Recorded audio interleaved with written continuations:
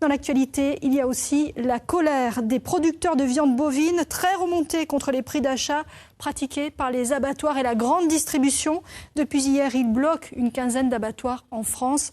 Sébastien Banus et Yannick Le Tornier se sont rendus chez un éleveur en Lozère pour essayer de comprendre les raisons de la crise. Dans quelques semaines, ces génisses pourront être mises sur le marché. Une bouffée d'air frais pour les comptes de cet agriculteur en temps normal. Mais cette année, avec la chute des cours, l'opération pourrait être vierge et avoir un impact négatif à moyen terme sur son entreprise.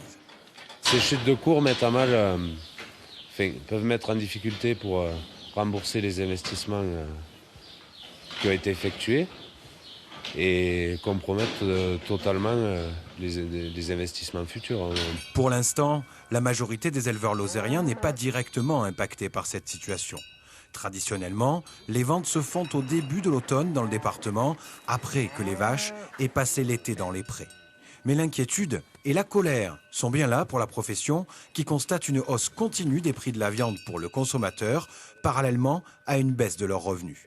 En cause, la grande distribution et les abatteurs qui proposent actuellement un prix moyen d'achat à 3,60 € le kilo, et ce dans un contexte international pourtant très favorable à la filière. Le 17 juin, le ministre rencontrera lors d'une table ronde l'ensemble des opérateurs de la filière bovine. Jusqu'à cette date-là, nous bloquerons les abattoirs parce que c'est le seul moyen de pression que nous avons. Aujourd'hui, il y a un opérateur sur le marché qui fait plus de 50% des ventes, qui s'appelle Bigard, et qui pèse très fortement sur les prix de vente et qui fait un peu sa loi. Et ça ne peut plus durer.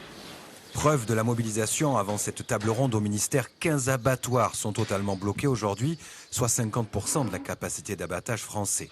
Les éleveurs demandent une revalorisation minimum du prix moyen d'achat de 60 centimes d'euros au kilo.